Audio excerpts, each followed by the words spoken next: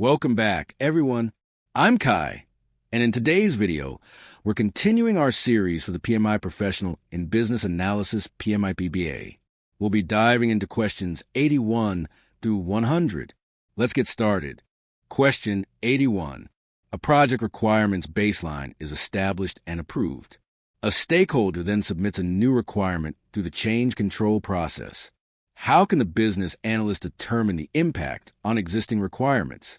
A. Use time boxing to defer the new requirement. B. Review the Requirements Traceability Matrix. C. Update the use case documentation. D. Perform a stakeholder analysis. This question is about a core activity within the change control process, impact analysis.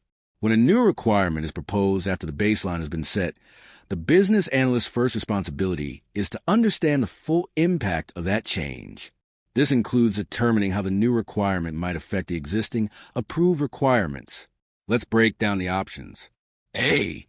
Use time boxing to defer the new requirement. This is an incorrect answer. Time boxing is a project management technique used to manage scope by fixing a block of time for work. Deferring a requirement is a potential outcome of the change control process, but it is not the technique used to analyze the impact of the requirement. B. Review the Requirements Traceability Matrix. This is a correct answer. The Requirements Traceability Matrix, RTM, is a primary tool for performing impact analysis. A comprehensive RTM shows the relationships between requirements, including dependencies. By reviewing the matrix, a business analyst can quickly identify which existing requirements are linked to or might conflict with a proposed new requirement. This is the most effective way to determine the ripple effect of a change across the entire requirement set. C. Update the use case documentation. This is an incorrect answer. Updating documentation is what happens after a change has been analyzed and formally approved.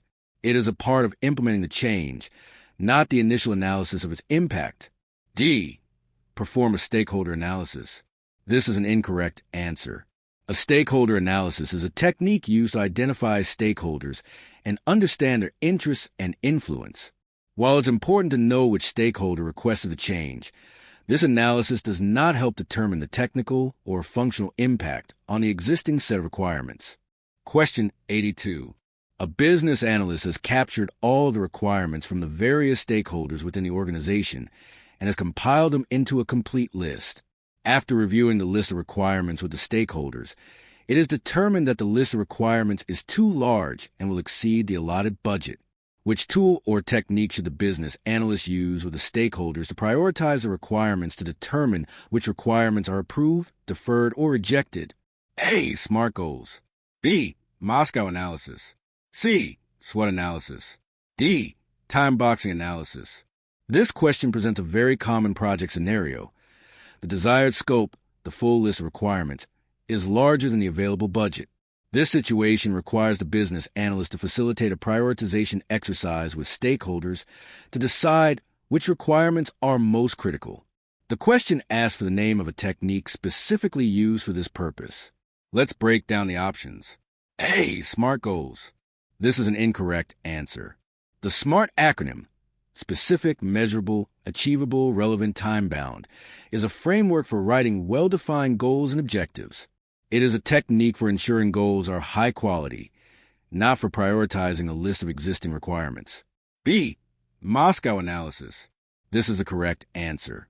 Moscow is a widely used prioritization technique that helps stakeholders categorize requirements into 4 distinct groups: must-have, non-negotiable, mandatory requirements for the solution to be viable; should have, important requirements that are not critical but add significant value; could have, desirable nice-to-have features that will be included if resources permit; won't have, this time requirements that are explicitly agreed to be out of scope for the current release. This method is perfectly suited for the scenario, as it forces a discussion that helps stakeholders decide which requirements to approve must-haves, defer should/could haves, or reject won't haves to fit within the budget. C. SWOT analysis. This is an incorrect answer. A SWOT, strengths, weaknesses, opportunities, threats, analysis is a strategic planning tool used to evaluate an organization or a proposed solution. It is not a technique for prioritizing a detailed list of product requirements. D. Time boxing analysis.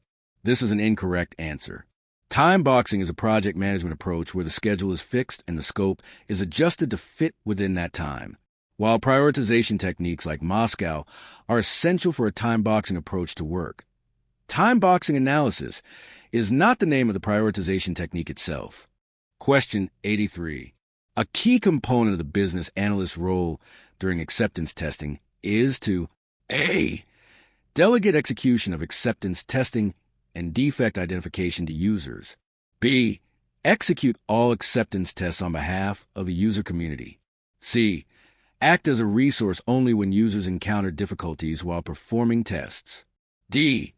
Assist the quality assurance department by defining acceptance criteria. This question focuses on the specific responsibilities of a business analyst during the acceptance testing phase, which is typically user acceptance testing UAT. The BA acts as a bridge between the business stakeholders/users and the project team, and their role is crucial for ensuring the testing process is effective and meaningful. Let's break down the options. A. Delegate execution of acceptance testing and defect identification to users. This is an incorrect answer. The business analyst does not delegate work to the users. By definition, acceptance testing is the responsibility of the users to perform. The BA's role is to support and facilitate this process, not to sign it. B. Execute all acceptance tests on behalf of the user community. This is an incorrect answer. This would defeat the entire purpose of acceptance testing. UAT is meant to get confirmation from the actual end users that the system meets their needs in their business context. If a member of the project team, like the BA, performs a test, it is simply another round of system testing, not true user acceptance. C. Act as a resource only when users encounter difficulties while performing tests. This is an incorrect answer because it understates the BA's role. While the BA certainly is a key resource for users during testing, e.g., to clarify requirements or triage defects, their role is more proactive than just waiting for problems. Option D describes a more fundamental and proactive contribution. D. Assist the quality assurance department by defining acceptance criteria. This is a correct answer. This is a primary and essential role of the business analyst. Acceptance criteria are the specific, testable conditions that a requirement must meet to be considered complete and acceptable. The business analyst, as the owner of the requirements, is responsible for working with stakeholders to define these criteria. These well-defined acceptance criteria then form the basis of the test cases that the QA department and end users will use during acceptance testing. This is a key activity that enables the entire testing phase to be successful. Question 84. When managing a product backlog, which statement best describes how to determine the value of backlog items? A. The stakeholders provide recommendations with the product owner having the final say. B. The stakeholders follow the value ranking criteria. C. The stakeholders provide input about backlog value when the item is first identified. D. The stakeholders do not typically play a major role. This question is about the process of prioritizing a product backlog, which is a core activity in agile methodologies like Scrum. The goal is to find the statement that best describes a structured, effective method for determining the value of each item, which in turn drives its priority. Let's break down the options. A. The stakeholders provide recommendations with the product owner having the final say. This is an incorrect answer. Although it describes the governance of a Scrum team, it is true that the product owner is ultimately accountable for the backlog. However, this statement describes who makes the final decision, not how the value of an item is determined. A good product owner facilitates a process for determining value. They don't just decide subjectively. B. The stakeholders follow the value ranking criteria. This is a correct answer. This describes a mature and effective prioritization practice. To ensure that prioritization is consistent, transparent, and aligned with business goals, a set of value ranking criteria should be established. These criteria might include factors like revenue generation, cost savings, customer satisfaction, risk reduction, or strategic importance. Stakeholders then use this agreed-upon framework to assess and rank the backlog items, leading to a more objective and defensible prioritization. C. The stakeholders provide input about backlog value when the item is first identified. This is an incorrect answer because it is incomplete. While an initial assessment of value might happen when an item is created, the value of backlog items is not static. It is constantly reevaluated and compared to other items during ongoing backlog refinement sessions. This statement incorrectly implies it's a one-time activity. D. The stakeholders do not typically play a major role. This is an incorrect answer. This statement is fundamentally false. In all project methodologies, especially Agile, stakeholders are the primary source of knowledge about what is valuable to the business. Their active participation is absolutely critical to determining the value of backlog items. Question 85. A project team delivers a solution based on the approved requirements and is confident that it meets the defined acceptance criteria. What should the business analyst do to obtain sign-off? A. Contact the sponsor. B. No sign-off is necessary. C. Refer to Requirements Matrix to identify who is responsible for sign-off. D. Contact the stakeholder who provided the majority of requirements in the traceability matrix. This question is about the formal process of obtaining final acceptance for a solution. In a well-structured project, the authority to provide official sign-off is a predefined role. The business analyst's job is not to guess who this person might be, but to follow the process and consult the project documentation that outlines these responsibilities. Let's break down the options. A. Contact the sponsor. This is an incorrect answer. While the project sponsor is often the person with sign-off authority, this is not always the case. On some projects, a product owner or a different business executive might be designated. Simply assuming it's the sponsor without checking the project's formal roles and responsibilities plan is not the correct professional approach. B. No sign-off is necessary. This is an incorrect answer. Formal sign-off is a critical step in any project. It provides official acceptance of the deliverable, confirms that the project has met its objectives, and is often required for the project to be formally closed and for the final payment to be made. C. Refer to Requirements Matrix to identify who is responsible for sign-off. This is a correct answer. The Requirements Responsible, Accountable, Consulted, Informed Matrix is a specific tool designed to clarify and document the roles and responsibilities for project activities, deliverables, and decisions. For a critical milestone like solution sign-off, the Requirements Matrix will explicitly identify the person who is accountable. A. This is the individual with the ultimate authority to accept the solution. By referring to the Requirements Matrix, the business analyst is following the formal, agreed-upon process to identify the correct person. D. Contact the stakeholder who provided the majority of requirements in the traceability matrix. This is an incorrect answer. The person who is a primary source of requirements is a key subject matter expert, SME, but this does not automatically give them the authority to sign off on the entire solution on behalf of the organization. Sign-off authority is a formally assigned role. Question 86. Last year, a company registered a high number of complaints about its customer service. Which of the following tools or techniques can help to identify the high-priority changes needed to improve that service? A. A work breakdown structure analysis of the service. B. A cause and effect diagram. C. A Pareto analysis. D. A flowchart of the service. This question asks you to select the best tool for prioritization in a problem-rich environment. The company has a high number of complaints, which implies many different issues. The goal is to find the high-priority changes, meaning they need to identify which problems, if solved, will yield the biggest improvement. This is a classic application of a specific quality management tool. Let's break down the options. A. A work breakdown structure analysis of the service. This is an incorrect answer. A work breakdown structure, WBS, is a project management tool used to break down the total scope of a project into manageable work packages. It is used for planning work, not for analyzing and prioritizing existing problems. B. A cause and effect diagram. This is an incorrect answer. A cause and effect diagram, or fishbone diagram, is an excellent tool for brainstorming the potential causes of a single, specific problem. However, it does not help you prioritize when you are faced with many different problems. The high number of complaints, C. A Pareto analysis. This is a correct answer. A Pareto analysis is a statistical technique in decision-making used for the selection of a limited number of tasks that produce significant overall effect. It is based on the Pareto principle, also known as the 80-20 rule, which states that roughly 80% of the problems come from 20% of the causes.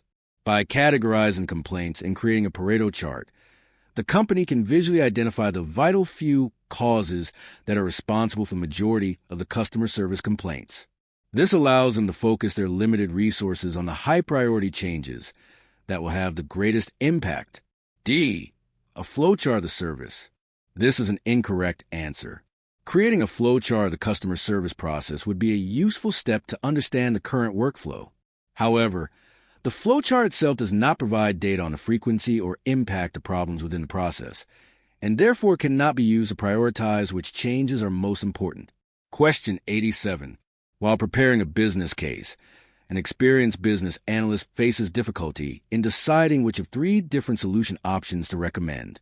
The Senior Vice President, SVP, who requested the business case, favors an outsourced solution. However, an analysis favors a custom-developed solution, either internally or using contract labor. To prepare the recommendation, what should the business analyst do? A. Perform solution evaluation.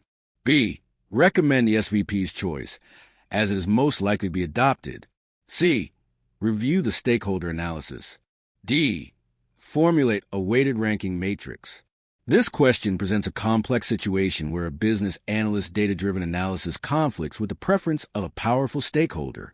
The BA's professional responsibility is to provide an objective, evidence-based recommendation.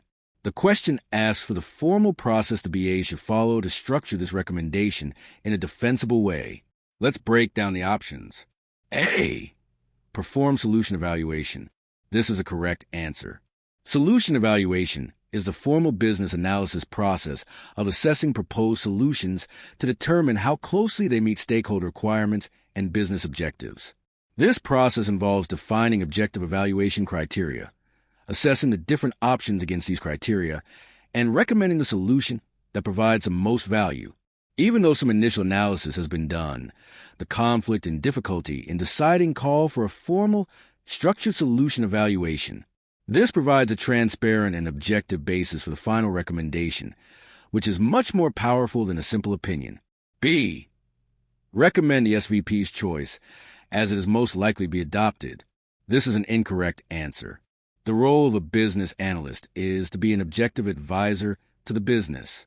Simply acquiescing to the most senior person's preference, especially when it contradicts the data, is a failure of professional duty and could lead the organization to select a suboptimal solution. C. Review the stakeholder analysis. This is an incorrect answer.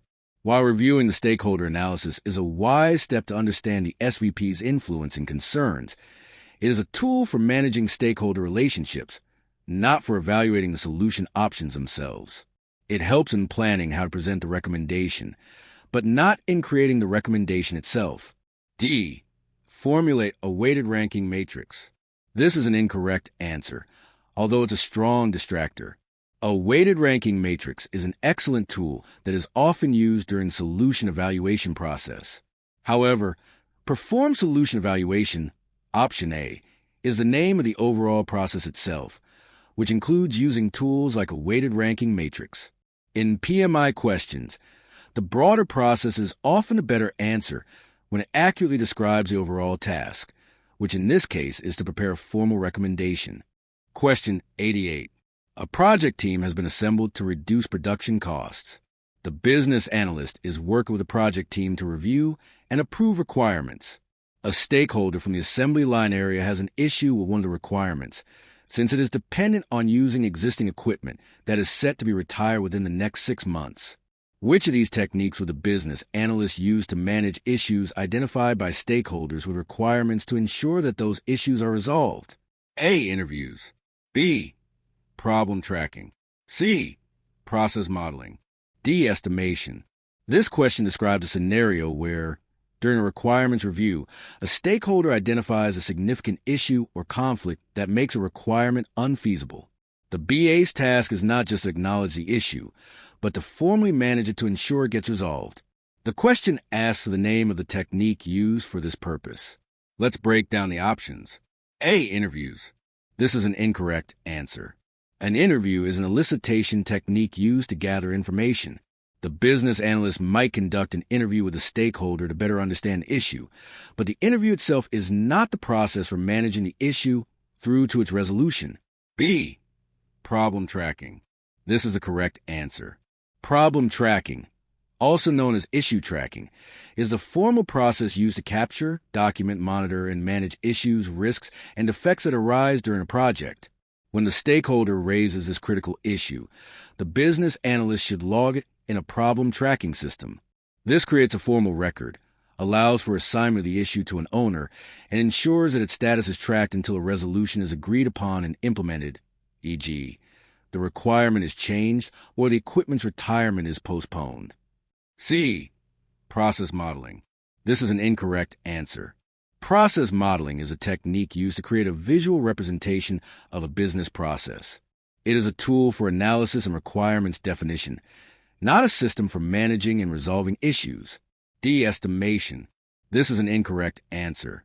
Estimation is a process of forecasting the cost or effort required to complete a task. It is not a technique used to manage an issue with a requirement's validity. Question 89. Which technique allows a collection of the maximum number of ideas on a subject from a group without considering the validity or practicality of the ideas? A. Prototyping. B. Surveying. C. Brainstorming. D. Interviewing. This question asks you to identify an elicitation technique whose primary goal is to generate the highest possible quantity of ideas from a group, while deliberately deferring any judgment about the quality or feasibility of those ideas. This is a tricky question as two options are closely related to idea generation. Let's break down the options. A. Prototyping. This is an incorrect answer. Prototyping is a technique used to create a model of a solution to gain specific feedback and validate requirements. It is a convergent activity used to refine a solution, not a divergent one used to generate a maximum number of raw ideas. B. Surveying. This is the correct answer. While brainstorming is a well-known idea generation technique, its effectiveness is typically limited to a smaller group of participants in a single session. Surveying, using questionnaires with open-ended questions, is the most scalable technique for reaching a very large and geographically dispersed group. If the objective is the absolute maximum number of ideas, a survey sent to hundreds or thousands of people has the potential to collect a larger volume of individual ideas than a single brainstorming session could. The instruction to ignore validity would be part of the survey's design, encouraging participants to submit any idea that comes to mind. C. Brainstorming. This is an incorrect answer, though it is a very strong distractor. The core principle of brainstorming is to generate a large quantity of ideas and explicitly withhold criticism or evaluation. This perfectly matches the second half of the question. However, brainstorming sessions are most effective with a limited number of participants. They are not the best tool for collecting ideas from a very large group, so they may not yield the maximum number in an absolute sense compared to a widely distributed survey. D. Interviewing. This is an incorrect answer. Interviews are typically conducted one-on-one or in very small groups. They are excellent for in-depth exploration and understanding, but are not designed for generating the maximum quantity of ideas from a large group. Question 90. The requirements baseline is ready for sign-off when the requirements are A. Justified, clear, consistent, and verified. B. Consistent, analyzed, complete, and validated. C. Complete, clear, verified, and adopted. D. Clear, consistent, complete, and validated. This question tests your knowledge of the quality characteristics of a mature set of requirements, and the final state they must be in before formal approval, sign-off, and baselining. A requirements package is ready for sign-off only after it has been checked for internal quality and, most importantly, has been confirmed by stakeholders to meet the business need. Let's break down the options. A. Justified, clear, consistent, and verified. This is an incorrect answer. These are all good qualities for a requirement. However, verified means the requirements have passed an internal quality check, e.g. a peer review, to ensure they are well written. This is a crucial step, but it happens before the final check with stakeholders. The most important step right before sign-off is missing. B. Consistent, analyzed, complete, and validated. This is an incorrect answer. Analyzed is a term for a process that has been performed on requirements rather than a final quality attribute. While the requirements must be analyzed, the set of terms in option D is a more standard and precise list of final quality characteristics. C. Complete, clear, verified, and adopted. This is an incorrect answer. Adopted is not the standard PMI term for this process. The correct term for stakeholders agreeing that the requirements meet their needs is validated. D. Clear, consistent, complete, and validated. This is a correct answer. This list represents the ideal state for requirements before sign-off. Clear, unambiguous, and easy to understand. Consistent, not in conflict with other requirements. Complete, contains all the necessary information for the project team to proceed with design and development. Validated, this is the key. Validation is the process of confirming with stakeholders that the document requirements will meet the business need and are fit for purpose. The sign-off is the formal conclusion of the validation process. Therefore, the requirements must be validated before they can be signed off. Question 91. A major stakeholder wants to know how the implementation of new features in the development of a product is progressing. Which of the following should be reported to the stakeholder? A. Number of requirements tested and approved. B. Distribution of project changes. C. Requirement status during the project development cycle. D. Number of requirements approved versus number of requirements rejected. This question is about effectively communicating project progress to a stakeholder. The stakeholder wants to understand the current state of feature implementation. The best response will be the one that provides the most comprehensive and clear picture of the flow of work and the overall progress, rather than just a narrow snapshot of one particular activity. Let's break down the options. A. Number of requirements tested and approved. This is an incorrect answer because it provides only a partial view. While knowing how many requirements are complete is useful, it doesn't tell the stakeholder anything about the work that is still in progress, e.g., requirements in design, in development, or currently being tested. It only shows what's finished, not the full progress pipeline. B. Distribution of project changes. This is an incorrect answer. This is a metric related to the stability of the project scope and is typically reported as part of change management. It does not directly answer the question about the progress of implementing the plan features. C. Requirement status during the project development cycle. This is a correct answer. This is the most comprehensive and meaningful way to report on progress. By tracking and reporting the status of requirements as they move through the development lifecycle, e.g., approved for development, in development, ready for tests, testing complete, the business analyst can provide a complete picture. This allows the stakeholder to see not only what is done, but also what is currently being worked on and what is coming up next, which is a true measure of progress. D. Number of requirements approved versus number of requirements rejected. This is an incorrect answer. This is a metric that is relevant during the scope definition phase, or as part of the change control process. It describes what has been accepted into scope, but it does not report on the progress of implementing those requirements once they have been approved. Question 92. A business analyst is documenting the acceptance criteria to support a minor modification in a user portal. The analyst submits the criteria for review, but is deemed incomplete and returned. What could have caused the documentation to be returned? A. The analyst did not include the scope document in the acceptance criteria paperwork. B. The analyst utilized user stories as a requirements document tool. C.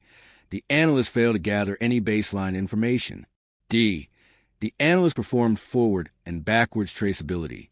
This question is about understanding what constitutes a complete and reviewable set of documentation. When a business analyst submits acceptance criteria for review, those criteria do not exist in a vacuum. They must be presented with enough context for the reviewer to understand what is being tested and why. Let's break down the options. A. The analyst did not include the scope document in the acceptance criteria paperwork. This is a correct answer. Acceptance criteria are the specific conditions that must be met to confirm that a requirement or change has been successfully implemented. For a reviewer to determine if the acceptance criteria are correct and complete, they must first understand the scope of the requirement or modification being tested. Without the corresponding scope document or the specific requirement, the acceptance criteria lack context and cannot be properly evaluated. Therefore, submitting them alone will be considered an incomplete package. B. The analysts utilize user stories as a requirements document tool. This is an incorrect answer. User stories are a widely accepted and effective tool for documenting requirements. A well-written user story format explicitly includes acceptance criteria. Using this tool is a good practice, not a reason for the documentation to be considered incomplete.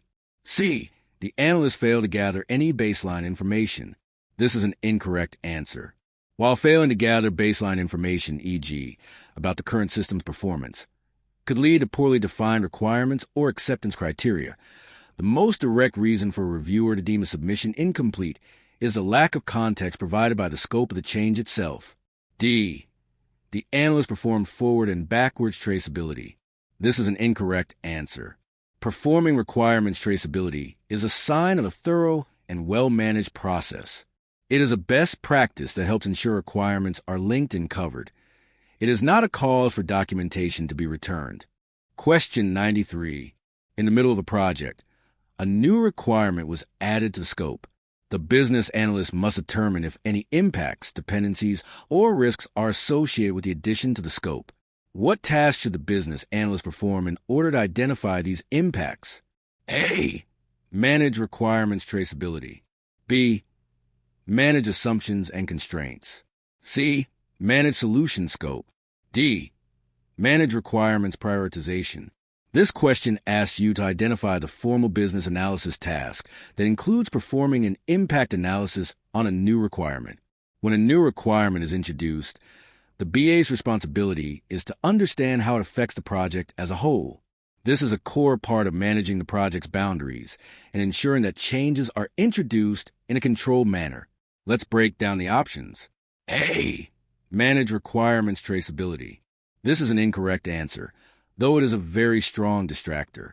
Requirement traceability is the primary tool a business analyst uses to determine impacts and dependencies. However, manage requirements traceability is the task of maintaining the links in the traceability matrix. The overall task of evaluating the change itself falls under a broader heading. B. Manage assumptions and constraints. This is an incorrect answer. While a new requirement might introduce new assumptions or be affected by existing constraints, this is only one small part of a full impact analysis. This option is too narrow. C. Manage solution scope. This is the correct answer. According to business analysis best practices, manage solution scope is a core task area. A key activity within this task is to evaluate and manage changes to the scope. When a new requirement is introduced, the act of determining its impacts, dependencies, and risks is a fundamental part of managing the overall solution scope to ensure its integrity is maintained. While traceability, option A, is the how, the tool, manage solution scope is the what, the formal task. D. Manage requirements prioritization. This is an incorrect answer. Prioritization is a process of ranking requirements. The results of the impact analysis are a critical input into the prioritization process, but the analysis itself is a separate activity. You must first understand the impact of a requirement before you can properly prioritize it.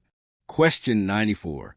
A business analyst from Company A has been assigned a project to document and identify requirements for a new commercial software implementation. The first step is to break down the business analysis deliverables into activities and tasks. Then, the business analyst will add an estimate of the time needed to complete the work. Which type of estimation technique is a business analyst using? A. Analogous.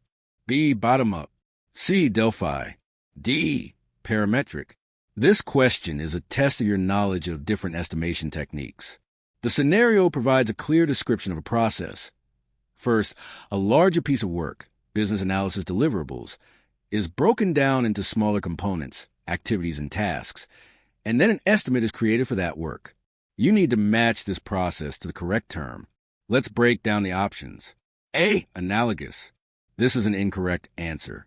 Analogous estimating is a top-down technique where you use the duration or cost of a similar past project to estimate the current one. The process described is about breaking down the current project's work, not comparing it to a previous one. B. Bottom-up. This is a correct answer. Bottom-up estimating involves decomposing the project work into detailed, smaller pieces, activities, and tasks at the lowest level possible. An estimate is then created for each individual piece. Finally, these individual estimates are aggregated or rolled up to get a total estimate for the project. The process described in the question, break down into activities and tasks, and then add an estimate, is the exact definition of bottom-up estimating. See Delphi. This is an incorrect answer. The Delphi technique is a consensus-based method that uses several rounds of anonymous estimates from a panel of experts to arrive at a forecast. The scenario describes a single business analyst breaking down work, not a group of anonymous experts. D. Parametric. This is an incorrect answer. Parametric estimating uses a statistical relationship or algorithm to calculate an estimate based on historical data and project parameters, e.g., estimating the cost of building a house based on a cost per square foot. The scenario does not describe the use of a statistical model. Question 95.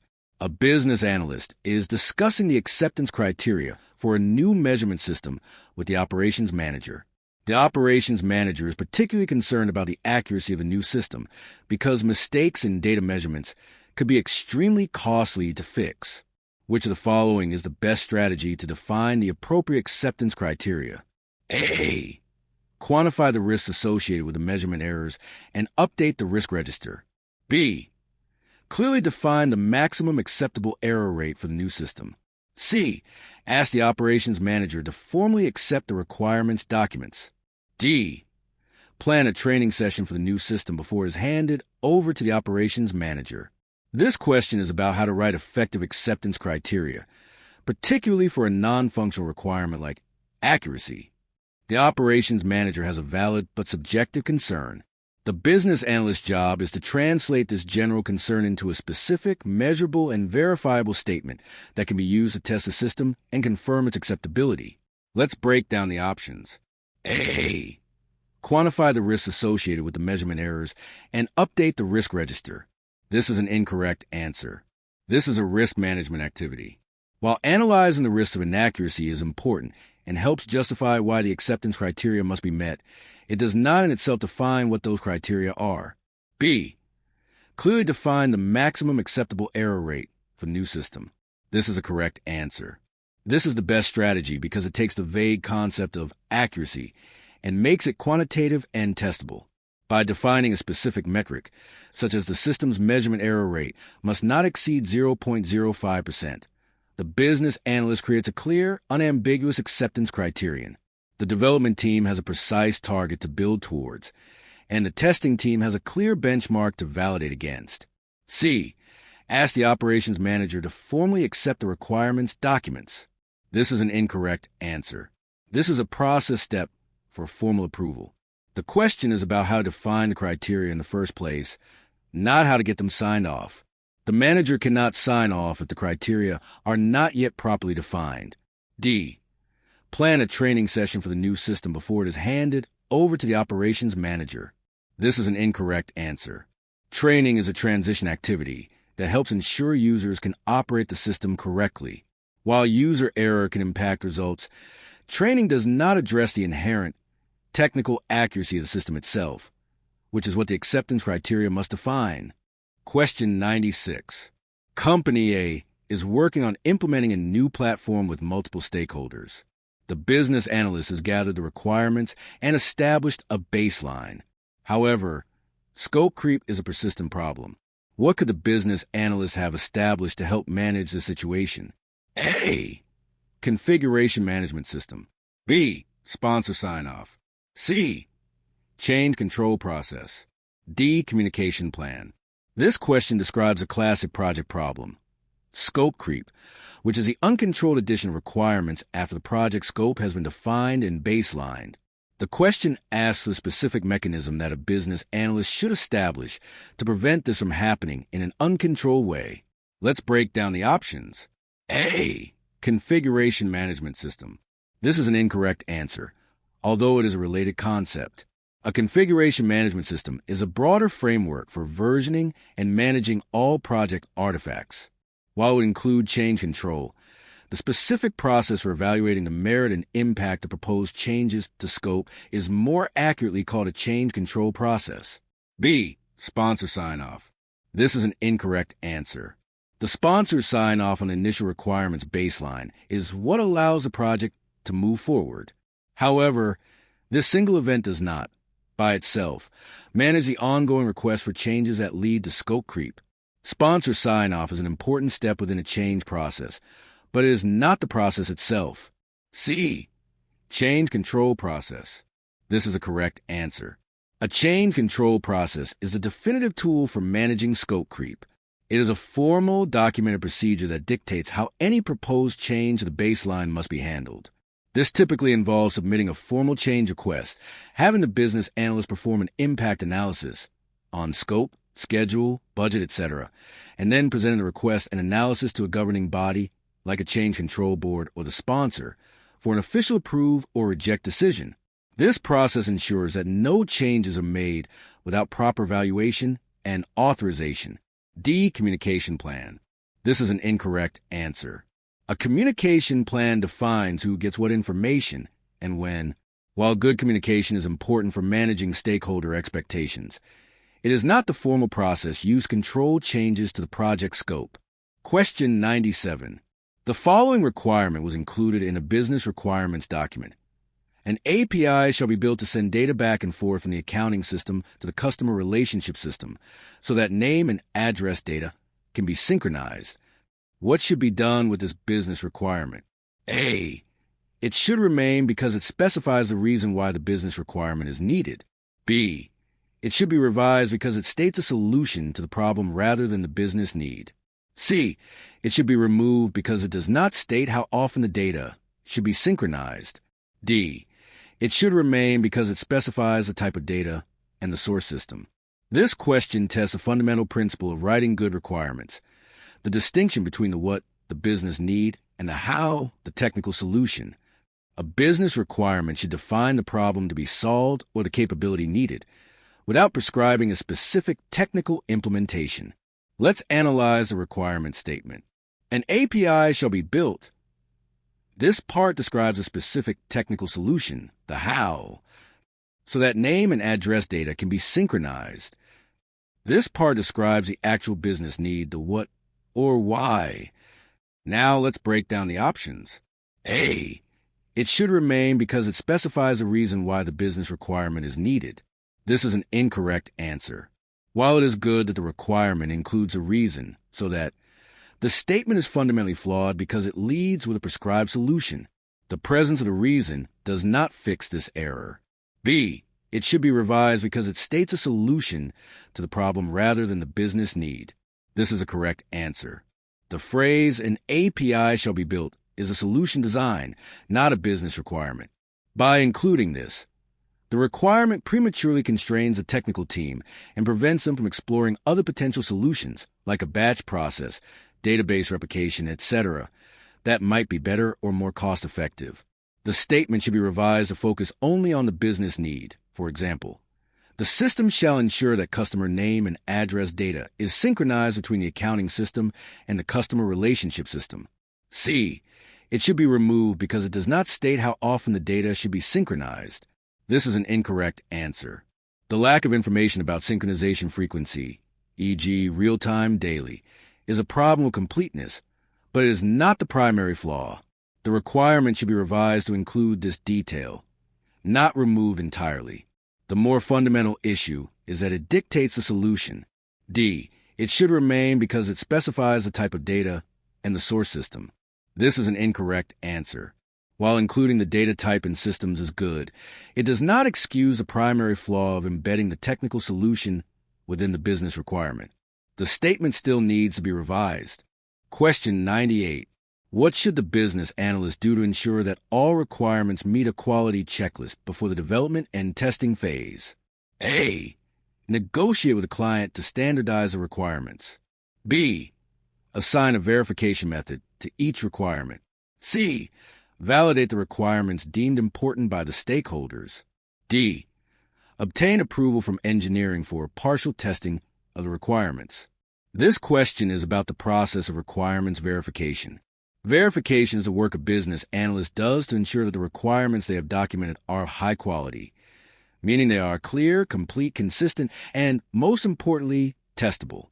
The question asks what action the BA should take to ensure requirements pass this quality check. Let's break down the options. A.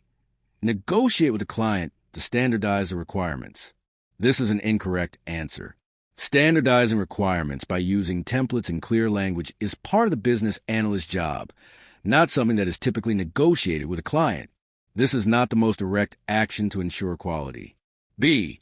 Assign a verification method to each requirement. This is a correct answer.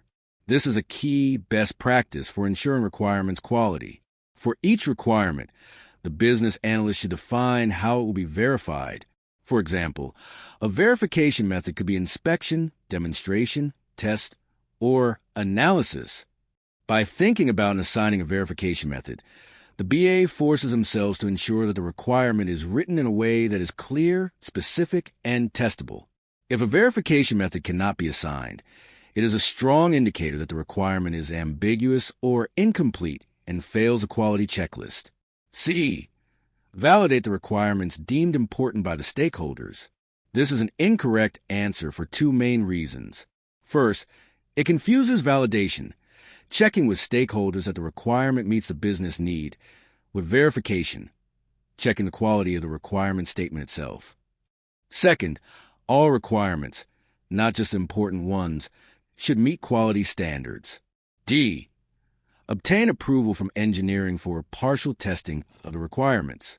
This is an incorrect answer. This action relates to planning the test execution phase, not ensuring the quality of the requirements beforehand. In fact, getting approval to reduce testing would work against the goal of ensuring quality, not for it. Question 99. After completing the requirements, the project manager and business analyst realize that the project scope is not feasible in the projected schedule. The business analyst needs to review the amount of work the team is capable of delivering based on the approved project schedule. Which prioritization technique should the business analyst use? A. Multi-voting. B. Time boxing. C. Weighted ranking. D. SWOT analysis. This question describes a common project constraint where the schedule is fixed and the scope must be adjusted to fit. The business analyst's task is to facilitate a prioritization effort based on this fixed timeline. You need to identify the specific technique that uses time as the primary, immovable constraint for prioritization. Let's break down the options. A. Multi-voting. This is an incorrect answer. Multi-voting is a simple polling technique used to narrow down a long list of items to a few top priorities. While it is a prioritization technique, it does not inherently use a schedule as the main constraint. B. Time boxing. This is the correct answer. Time boxing is an approach where the schedule is a fixed constraint and the scope is flexible. A time box is a fixed period, e.g., a 2-week sprint, a 3-month release. The team then prioritizes the requirements and commits to delivering the most valuable set of features that can be completed within that fixed duration. This perfectly matches a scenario determining the amount of work the team is capable of delivering based on the approved project schedule. C. Weighted ranking. This is an incorrect answer. Weighted ranking is a technique used to prioritize requirements based on their score against multiple criteria, like business value, cost, risk. While this is an excellent method for determining the relative value of requirements and is often used to decide what to put into a time box, the overarching technique defined by a fixed schedule is time boxing itself. D. SWOT analysis. This is an incorrect answer. A SWOT, strengths, weaknesses, opportunities, threats, analysis is a strategic planning tool used to evaluate a business or proposed solution. It is not a technique for prioritizing a list of detailed project requirements. Question 100. Midway through the requirements gathering phase, a stakeholder informs a business analyst that a requested requirement does not address the solution. The stakeholder wants to know who made the request. The business analyst spends hours searching emails to identify the requester. What should the business analyst have documented? A. The source in the Requirements Traceability Matrix. B. The source in the RACI Matrix. C. Roles and responsibilities in the RACI Matrix. D. Sponsor approval in the Requirements Traceability Matrix. This question highlights the importance of properly documenting requirement attributes from the very beginning of the elicitation process. The business analyst is wasting time searching for the origin of a requirement, which indicates that this key piece of information was not captured in a structured and accessible way. The question asks where this information should have been recorded. Let's break down the options. A. The source in the Requirements Traceability Matrix. This is a correct answer. A Requirements Traceability Matrix, RTM, is the central tool for managing requirements and all their associated information. One of the most fundamental attributes to document for every single requirement is its source, the person, group, or document that originated the request. If the business analysts had been populating the source column in the RTM as each requirement was gathered, they could have answered the stakeholder's question instantly by looking up the requirement ID. B. The source in the RACI matrix. This is an incorrect answer. A RACI, responsible, accountable, consulted, informed, matrix is used to define roles and responsibilities for project activities and deliverables. It does not track the attributes of individual requirements. C. Roles and responsibilities in the RACI matrix. This is an incorrect answer for the same reason as option B. A RACI matrix is about who is responsible for a task, not where a specific requirement came from. D. Sponsor approval in the Requirements Traceability Matrix. This is an incorrect answer. While an RTM does track the status of a requirement, which would eventually include its approval status, sponsor approval is a status, not the original source of the request. The question is asking to identify the requester, which is a source. All right, that wraps up all the questions for today's video. I hope you found it helpful for your studies. If you did, please give this video a thumbs up, subscribe to the channel, and share it with your friends. Let's build a strong learning community together. Happy learning, and I'll see you in the next one.